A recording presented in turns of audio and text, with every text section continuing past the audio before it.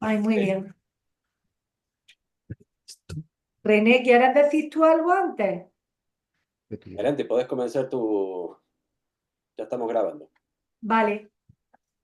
Bueno, yo solo voy a quitar 2 minutos. Sé que estáis muchos extranjeros aquí, pero voy a hacer estas palabras introductorias en español porque, como sabéis, tenemos un programa de formación para extranjeros en español académico y entonces puede ser una buena oportunidad para ir practicando lo aprendido. Y sabéis que ahora, a partir de enero, comienza la siguiente tanda de cursos, ¿no? De español, que ya Lauren os tiene informado, y a la gente extranjera que se vaya incorporando, pues lo irá informando también.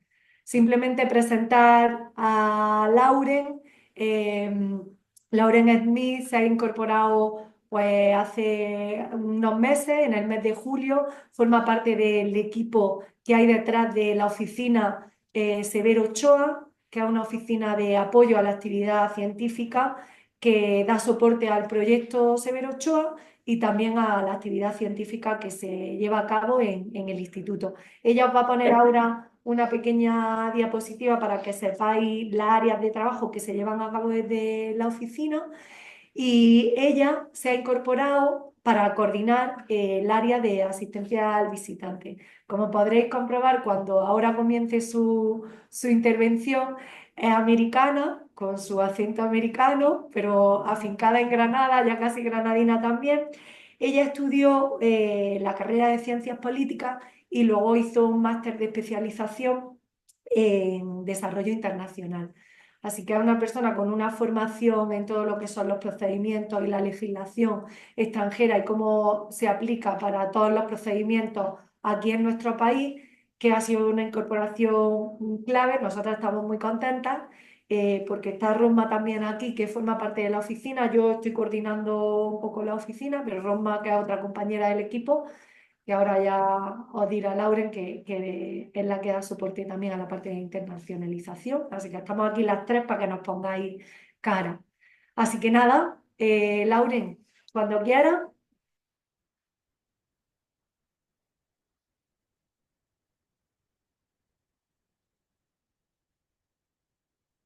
Hi, everyone. I'm Lauren. I think I know everyone here pretty much, but if not, hi.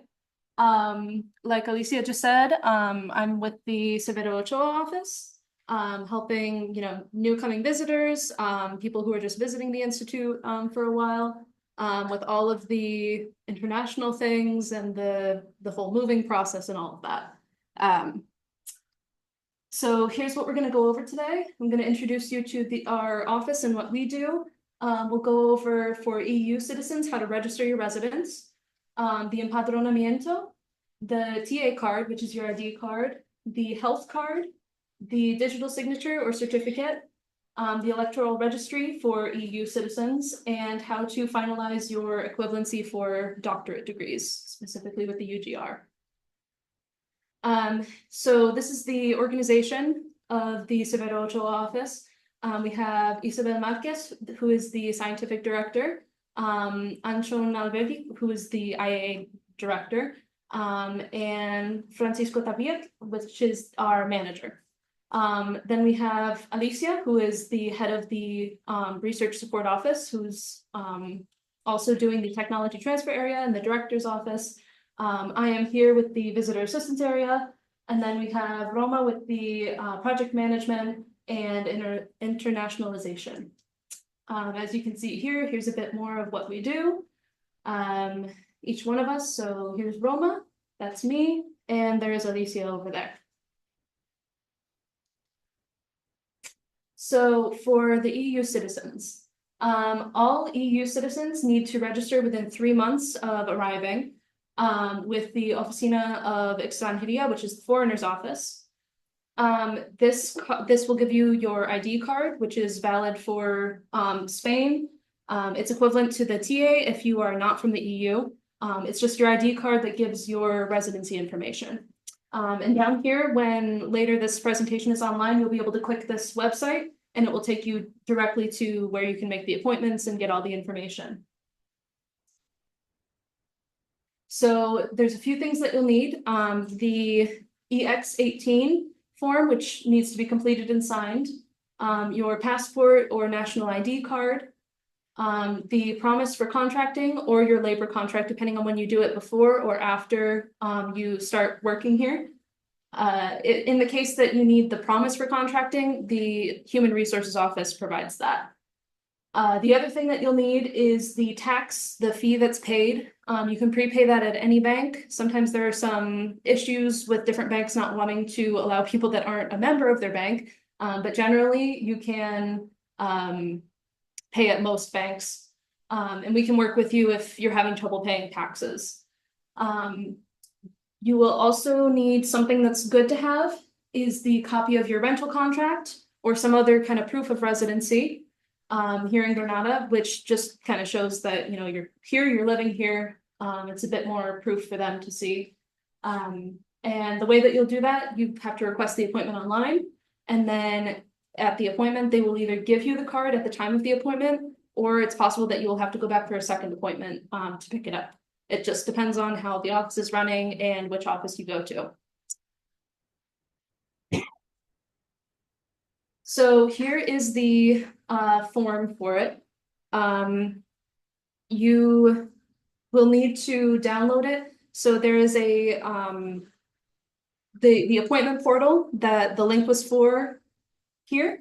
You can also download it here. There's a link to download it, but there's also a website on the Ministry of Inclusion, Social Security and Migration website where you can download any of the forms that I'm talking about or any other forms that you would need to handle the foreign processes. So one other thing with this, you will fill it out basically as I have here. I'm leaving this kind of as a template for you. It's important that on this part over here, see if I can make that work.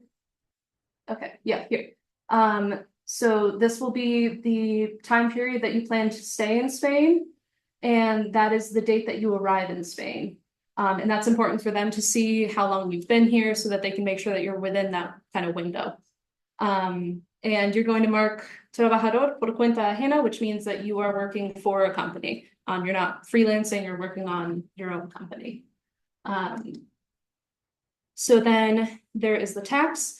You should always make sure that you are paying the right tax by following the link that they provide for you in the appointment portal. And we've actually recently had an issue where someone brought the tax form and the very bottom was cut off by the printer, and the bank didn't realize, but then once they got to Extranjería, they asked for the PDF copy. So please be really careful when you're printing things that everything appears as you see it on the computer screen, and just make sure that you are paying the correct tax and that everything is there. This tax in particular for the EU residents is 12 euros. And here's the box that you will mark on the form when you go to do it. You'll download the form, you take that to the bank, and then they will be able to pay for you. And you can pay that in cash. The next thing is the Empadronamiento. So everyone needs to do this regardless of where you're from. You should do it, you know, as soon as you have a residence here in Granada, and you should go to the municipal registry office. Which this is basically the census that the city maintains in order to know who's here and allocate resources, basically. You actually do need this form if you are going to apply for the TA, if you're not from the EU, to get a health card, to do the EU Electoral Registry, any of that. And you have here a link. This is actually a local procedure. It's managed by the city, so it's a different website. And you'll have that there once this is online. So for this, you'll need the form, which you can print out off of that website, your passport, the residency permit, which is the paper that you receive that says that you've been granted residency, or the TA if you have an old one and you're changing the residence. You'll need the contract for your rental for where you live. If you can bring the original signed copy, that's always best. If not, you know, a scanned digital copy, but you'll have to prove a couple additional things. You'll also need a couple bills for the place that you're living.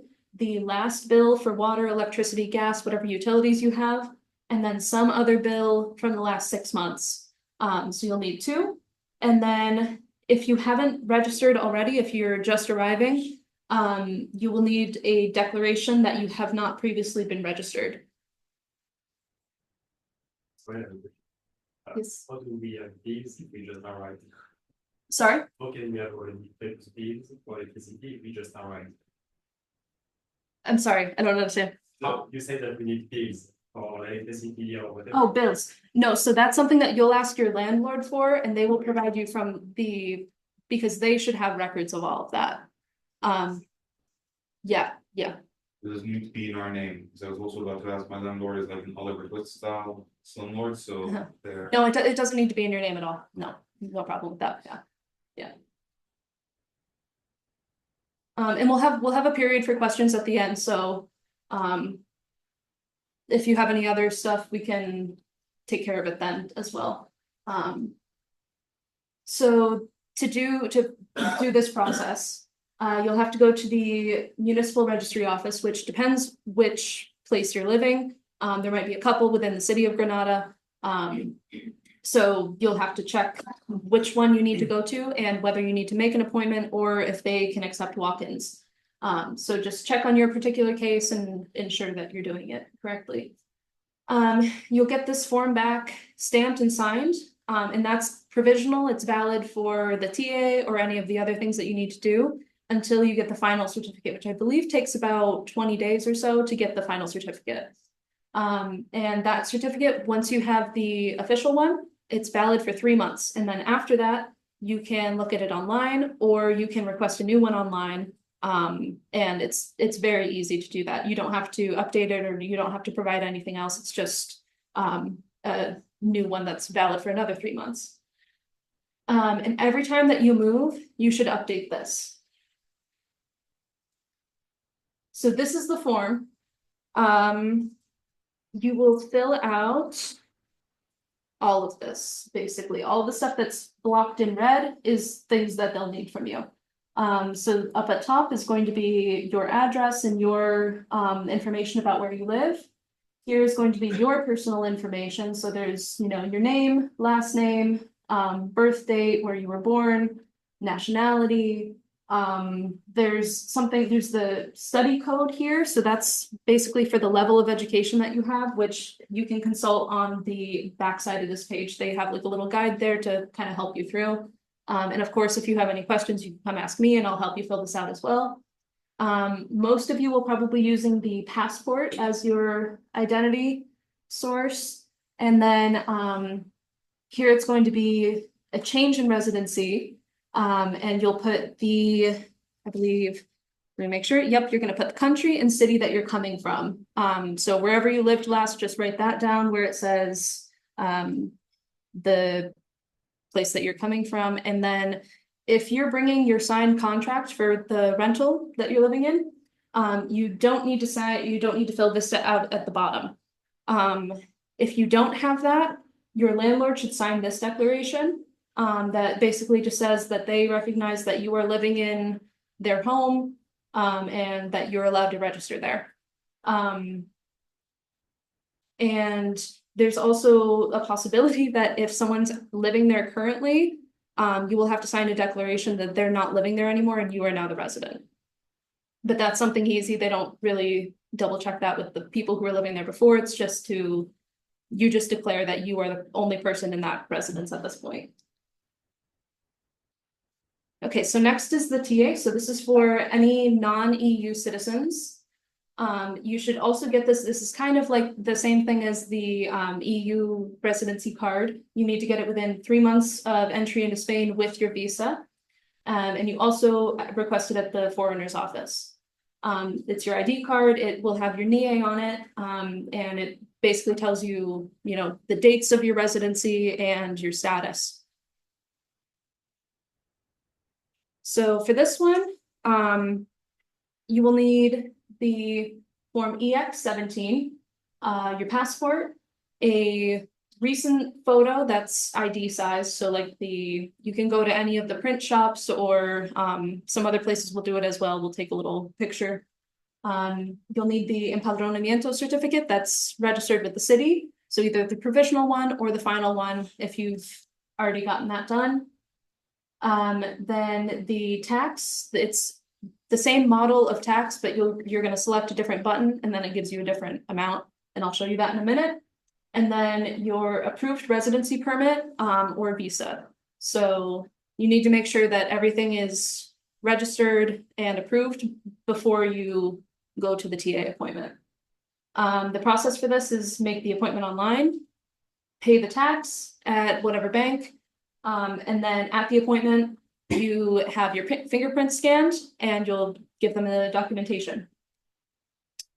So this is the form. It's pretty standard with all of the other forms that you've probably already filled out. Your information, if you live in a different place than you are registered, this is for any notifications if something needs to get to you by mail, please fill out this bottom part.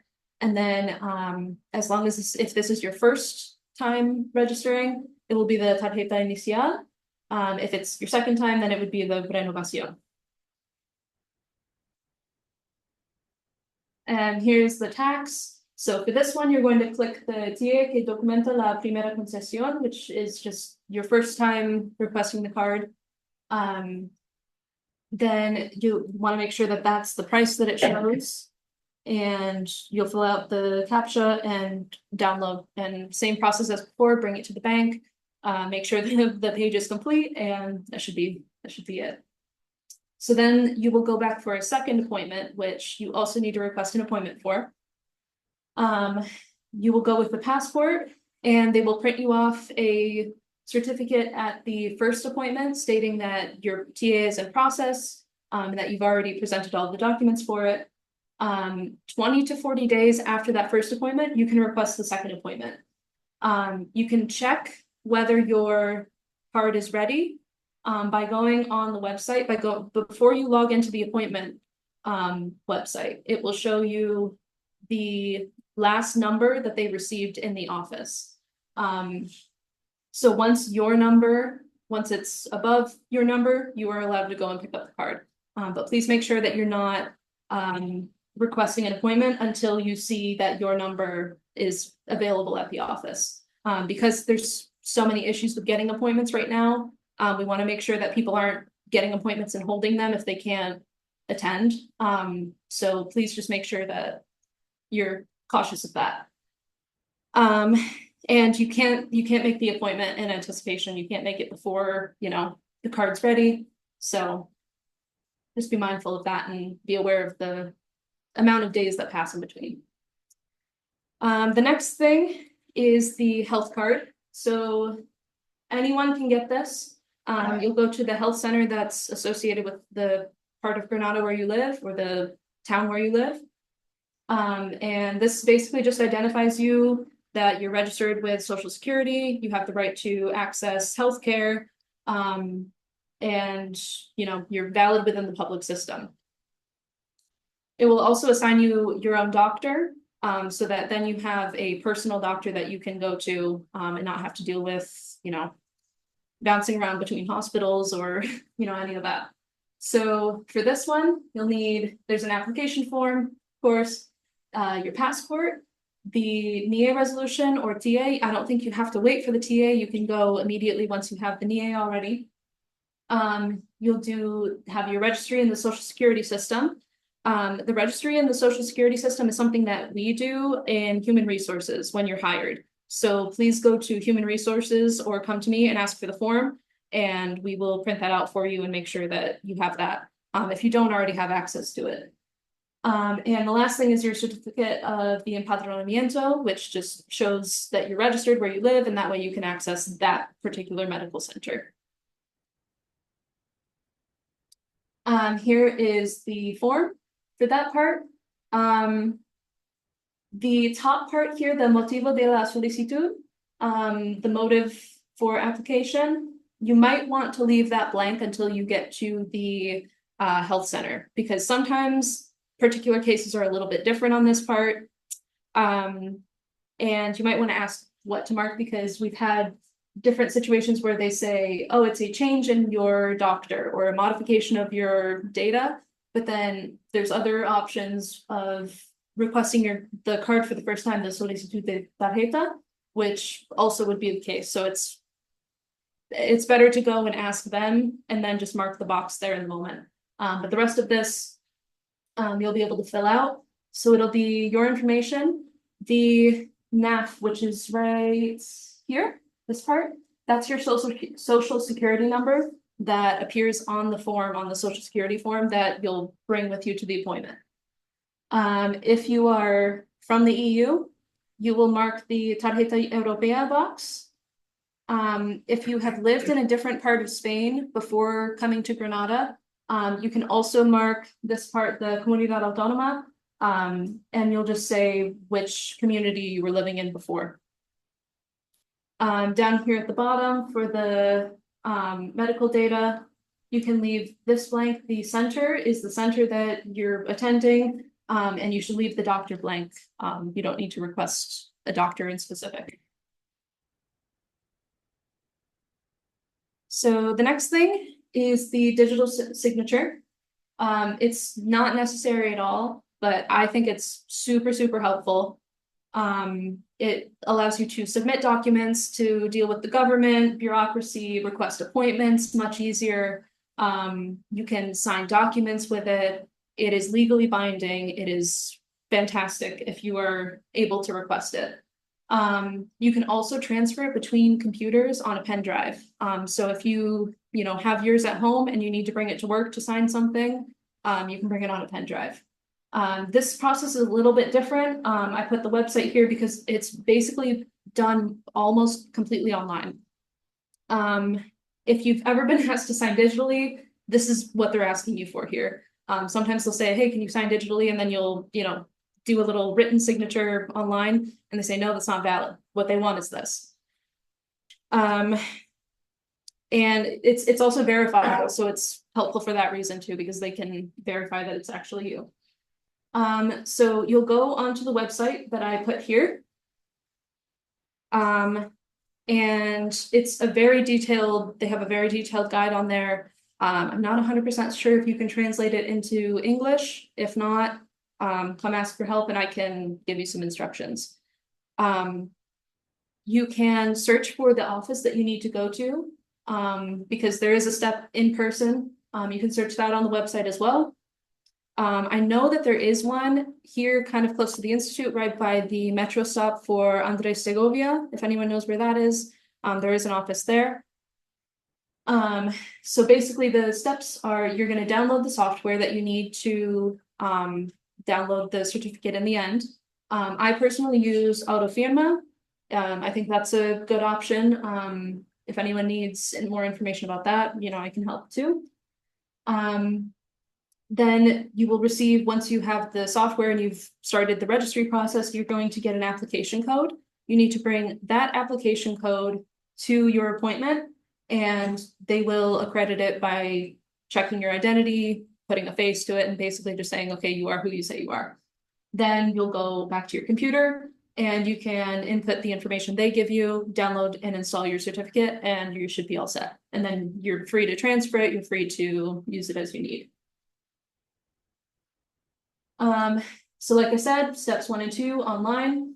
The appointment, you'll need your code, you'll need the document with your NIE, so either your TA, the green card, the residency permit, whatever you have to show your NIE number, and then your national ID or passport. Then the last step, download certificate. Here's another thing for EU residents specifically. If you are a resident of any of the EU member states, you are still eligible to vote in European elections. And you might also be able to vote in municipal elections here, depending on how much time you're here and all of that information. This isn't required either. We recommended, it's good to vote, you should vote, but not required. It does give you the option sometimes to register, to remain registered in your home country. And you can just vote from there by mail or however they have it set up. but it is an option to vote here too. You should do this in advance if you are planning on voting.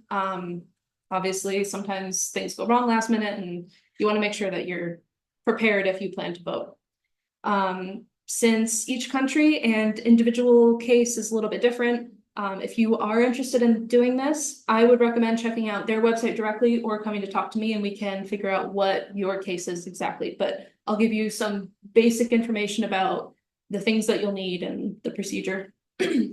And it's the same thing. Basically, you can go on this website, and it has some more information about specifically what your rights are as a European citizen, and how to vote and all of that good information. So basically, you should just need something with your NIE. So again, the TA, the green card, the resolution, and a proof of residence. So Empadronamiento. Sometimes even a rental contract will work if it's the original signed one. And all you have to do is go to the municipal office, which should be the same as where you do the Empadronamiento or the digital certificate registry. You just present the documentation there at the relevant office, and you'll be registered. Here's the last thing. So anyone with a doctorate here who did not get their doctorate within Spain, you need to finish the equivalency. I know that there's been a lot of confusion about how to finish this process. If it's required to finish this process, it is required to finish this process. If it's not finalized, you either will have issues to apply for the next contract, or there could be issues with your current contract if you don't complete it within the required time. They give you 6 months from the date of the resolution that you received, the provisional resolution. And sometimes they will extend a little bit if you give them a situation where it's necessary, but we really recommend to try to do it within those 6 months if possible, just because otherwise it drags out and it's hard to keep track of people at that point. So you'll do it with the postgrad office of the University of Granada. And before starting the contract, everyone should have already started that process. It's just a matter of going in and finalizing it. So the first part of that is to pay the fee. So the first thing that will happen once your equivalence is approved, you or whoever was your representative to apply for the equivalence, oftentimes me or your IPE too, will receive the email that has the resolution and tells you, your next steps. The first thing you should do is pay the tax as soon as possible. And then you should send the proof to me, to my email, so that I can register it as well. And make sure that, everything's squared away with human resources in that sense too, for your contract. Then you will deliver the original documentation. So for the first step, for paying the fee, you're going to receive a form that tells you the amount owed. I believe it's 145 euros and some cents. And you can complete this with bank transfer, so it doesn't matter if your account is from Spain or not. You can complete that transfer, just send it to the destination that's listed on that form, actually. Then you will need to save that receipt and bring it with you for the next step when you go to present the documents. You will need to present the original, legalized, and translated, if applicable, diplomas and academic transcripts. So everything that you submitted in the initial application for the equivalency, you should bring in person and make sure that it's translated, legalized, apostilled, whatever needs to be done to that. And that also depends on where you're coming from and your individual case. So if you have any questions about that, please come and ask me. And obviously also the copy of the receipt for the transfer. So then you will receive back, I believe right after you pay the tax, you receive back this, which looks exactly the same as your provisional resolution, but it has this little stamp up at the top corner that's circled. This is not the valid or final resolution. So if you try to present this for a new job contract or anything like that, we can't accept that. You will have to submit the final documentation. It basically just is kind of another way for them to track you and say, okay, you've paid, here's a new provisional equivalency.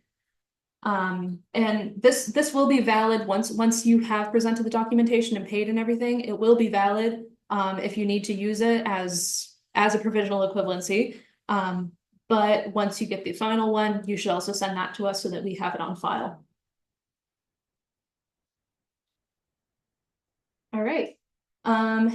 Now, if anyone has questions or would like clarification on anything, please go ahead.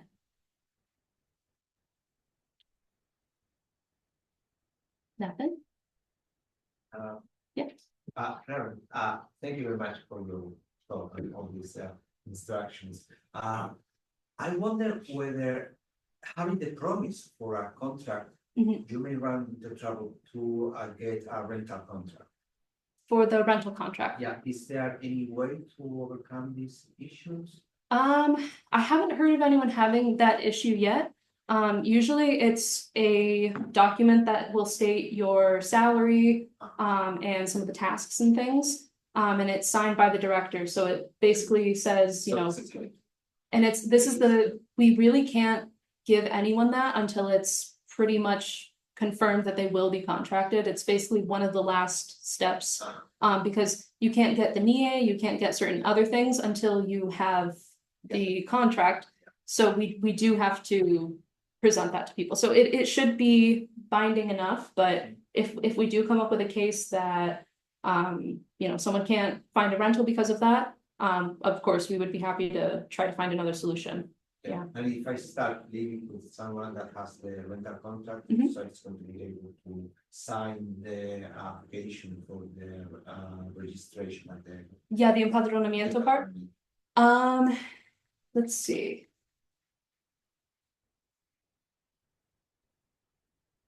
So you mean for this part, if you move in with someone? Yeah, so you would just be able to register. Do you mean if you are not on the contract, but the other person you're living with? Okay. In that case, they should be able to sign here saying that you declare that you are living in the same. Yeah. So there's definitely ways around that. But it just it's an individual case kind of thing again. So it's hard to generalize, but yes, that should be a solution that we could find. Yeah.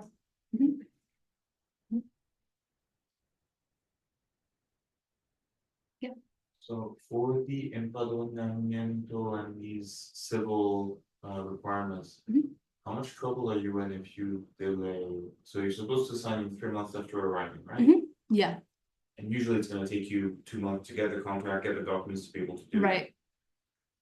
It's also 3 months from the date that your residency starts. So that means three months from the date that your green card comes into effect, 3 months from the date that you're registered here. So it's if you came earlier as a tourist, that time doesn't apply, if that makes any sense to you. Yeah.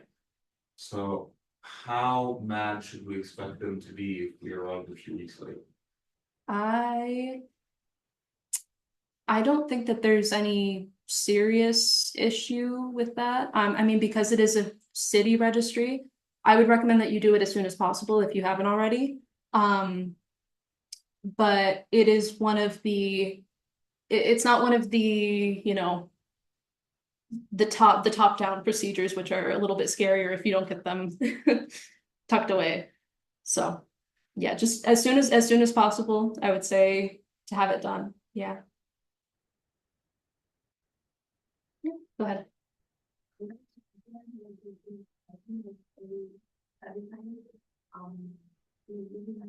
Sometimes when we went to the theater office, when the staff of arrival in the customer is not clear, if request to show the right ticket.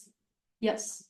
To know that. Another thing I wanted to plan is that here in the Calle de Londres, there is another office for the accreditation for the Electoral.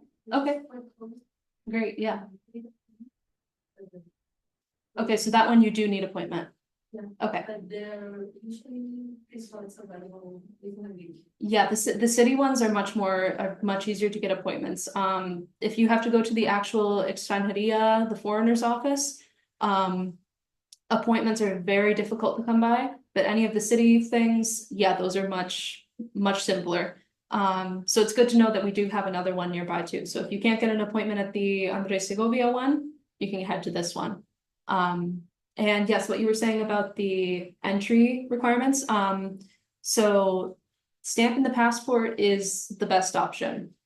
Sometimes that doesn't happen for whatever reason. If not, bring your boarding pass for whatever your last flight into Spain was. And that way they can see the date that you arrived. So I think if I'm going the right way here. No, I'm not going the right way. Yeah, so for example, here, the date of arrival would be the date that it says on the stamp or the date of your flight. Or in the case that you are an EU citizen or you were here as a tourist before, the date that your residency permit came into effect. So that would either be the date that your contract started or the date that you had the NIE registered as well. That would also count. So you just need to be a little bit careful about making sure that you're able to accredit that. Yeah, thank you for that. It's helpful. Anybody else? Yeah, go ahead. I think you wrote this to me, but I can't find the email. When you give the documents to UGR, can the translations be the PDFs that you get, or do those have to be originals? Nope, that's fine. If you have a translation that's got a PDF form, Yeah. you can print it out and bring it. They also have told me that you can send them the PDF, which they should already have it if if they're granting the equivalency. Exactly. Yeah, they should already have it because like I said with the digital signature thing, you can actually click on the signature and verify it. So they'll be able to verify on the PDF that it is a certified translation. And then once you have it printed out and you bring it to them, they just need something printed out. Not really sure why the PDF is not. And the other thing is you sent me this thing where it said how much I have to pay them. Yes. But then you just said that they received it, but I didn't get a receipt. Back from them? I only received the provisional report from you, but a receipt I never received. No, that's it. That's it. The provisional, the receipt, what I mean by the receipt is the receipt that you sent to me of your transfer. So the PDF that you sent me stating that you made the transfer with the transfer information on it. Right. That's the receipt. So that I send that to the UGR.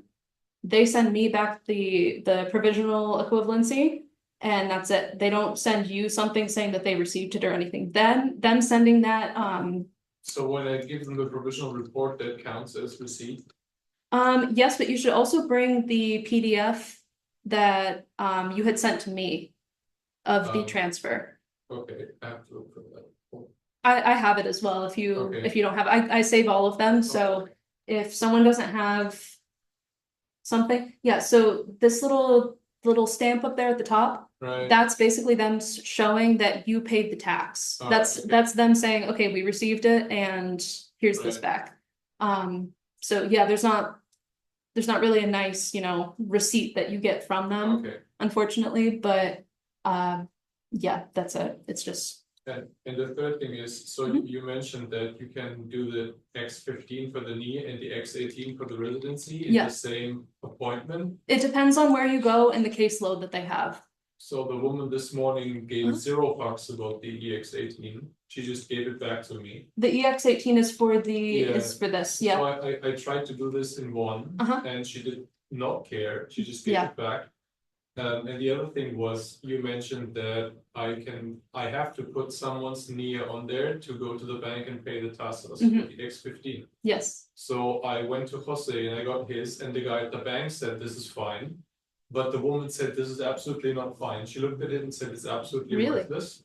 So at the end of the day, Because of the NIE. She made me fill out the EX15 again, sending me to the bank again. Then Really? I paid the tax the second time. That's the Otherwise, first she time would that I've not heard have that. accepted it. Okay, So just make sure that whatever on these documents is actually your NIE. So Mhm. paying the EX15 upfront does not actually work. yeah. So you okay. have to go, she fills in your future NIE, then you speak Yeah. to the bank, hoping that they have an open time window for you to pay it, and then you come back. Yeah, so for everybody else, this is only for the NIE. So for requesting your NIE, so after you have requested the NIE, and by the time you get to all of this, it's not an issue because you already have your NIE that you can put on the documents. But we are having issues right now with figuring out how to get someone to pay the NIE tax because it basically will not allow you to pay it with a passport number, which is all that we as foreigners, until we receive the NIE, that's all we have. So up until now, we have been using other people's NIE or DNE or whatever code to request the NIE. But the system's a little bit broken. So we need to figure out how we're going to do this moving forward. But I believe that shouldn't be an issue for anybody else. If you already have your NIE, you're all set with that. But yes, that's something I'll talk to you afterwards and we'll figure out what happened there. Because I guess for this one, I will have to pay the tax the second time again with my NIE on it. Yes, yeah, probably in that case. Waste. Also, it doesn't help that the people in these offices are immensely unfriendly to foreigners. You On sit occasion. down there and they make it very clear that they hate you. It's unbelievable. Every, Yeah, No, it has Or- levels. at least every country I've been, or maybe it's me. it's been much better. Maybe than I'm really France, unpleasant. I must say. No. Because I agree with you, it's not that, but. And France is also pretty bad. Yeah. It's never good. yeah, It's better to just bring so much documentation with you, because, yeah, I had the tiniest bit of one of my forms cut off, there's no number there. And they wouldn't accept it, and I had to call Lauren, and she went into my office for me and emailed me the form. So they have no wiggle room at all, yeah. it's so And terrible. I always prefer to go in extremely over prepared. Because of these kind of things, because you might get someone who's having a bad day and they ask for a document that's completely random, and if you can't produce it, there you go. But And we call you Lauren. yeah, and then you call me and then I have to figure out what to do. So yeah, it's a tricky situation. This EU card, sometimes they will give it to you at the same time as the NIE. I don't remember who, but I know that worked for someone. Was it you, Etienne? Did you go in and get the EU card at the same time as your NIE? So I think I was supposed to in principle, and I don't think I did. You didn't, okay. Yeah, but Okay. I wasn't here, so I was. Okay, fine. No. Someone, it did work for someone. I cannot tell you who right now, I'm sorry, but it completely depends on the person that you get, how the office is doing. It's right around Christmas too. They're very busy and understaffed right now. So it's a difficult time to get things done. So I'm really sorry that you couldn't take care of that today. Yeah. Anybody else have questions, comments, experiences? Thank you for your guidance. Of course. This isn't impossible. That's what I'm here for. It is impossible sometimes, but I'm trying to help you guys as best I can. Sometimes I don't have all the answers, but I will try to search for them, so. Thank you. All right. Just to make sure I understand, the Yeah. order of operation you recommend Uh-huh. is first do the empadronamiento Mhm. and then register at the Oficina de Extranjería, right? For your EU card, I think that would be best, yeah. I mean, for the, Sorry, which one? okay, so what, basically for registering the residents, Yes. right? Mhm. for that's a separate thing from the empadronamiento, but it's linked. Yes, more or less. So Regist- I would say to do the empadronamiento first, because you can present just the your NIE for that. Here, I'll show you quickly again. Yeah, so all of this stuff you will already have before the residency card is done. So you should be able to get this done first, and then that's actually kind of helpful if you want to get the EU card afterwards, because then you have the proof of residency without having to show a contract, which, you know. And would you recommend trying to rush that like now, or wait till after the holidays? I guess it depends when you arrived. First October. Yeah, so I would say for the empadronamiento, you had a same day appointment? Yeah, that's true. Yeah, so the empadronamiento, I would say if you can do that, maybe do that. It's straightforward. It's very easy. It's more the oficina de extranjería, more. Yes, yeah. There are many offices in Granada, the council that you can go. Yeah, for the empadronamiento, there's many options. Yeah, the extranjería stuff a bit more complicated because we only have one office, and it's you know how it is to get the appointment, so. Yeah, so I would recommend to do it in that order, because then at least you have the empadronamiento to say, hey, I'm working on registering. Yeah. Because otherwise you have nothing to show and you can't really prove anything, so yeah. Yeah, go ahead. Responsible payments for registration of the European Union citizens, because Like where to register? slots available, because still finding no slots available. Yeah, Several ones. we're currently working on trying to get people the authorization to return the regreso appointments, the EU appointments, the NIE appointments. None of them are available right now. We've even been, yeah, we've actually sent someone to Basa to go do an appointment, because that was the only place that had one open. So if people are willing to travel, sometimes you can find things, but as of right now, the only thing that you need to be aware of is if you're getting an appointment, it needs to be within the province of Granada. You cannot go to any other province. But there's, I think, 3 offices. Yep, there's one in Motril, which is down by the beach. So if you want a beach day, go ahead. There's Granada, and then there's the one in Basa. So you can go to any of those 3 if they have appointments, but I have been looking for appointments for people, and there's been nothing in the past, I want to say 3 weeks. So, and if you do find an appointment, generally it's about 2 weeks, it's within the next 2 weeks. So they only release things within the next 2 weeks. It's very difficult to plan for as well. So it's just a waiting game, honestly. Which I'm sorry, but it's how it's working right now. Yeah. So just to understand, so this is what it is, but Yeah. how much trouble do we get in principle if we don't have, if we have the empadronamiento, but we don't have the EU registration? I don't think I can really speak to that, to be honest, unfortunately. Yeah, I mean, it's a registry, you have to do it. I'm not sure how strict that deadline is. Because typically for a lot of these things, when the administration is so complicated, people do understand, like, okay. That you've been trying, right? Yeah, Exactly. yeah. But sometimes they don't, so it's good to know. I mean, again, it depends who you get. It depends on it's difficult to say. But I would say, in good faith, just do your best. And I'm giving you the information that appears on the government websites, that appears online. Any of this is subject to change depending on your individual circumstances. Which is unfortunate that I can't give more information, but at the same time, that's where we're at. So, yeah.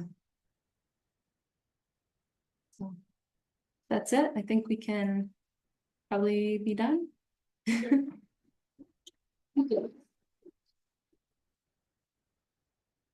Thank you all for coming.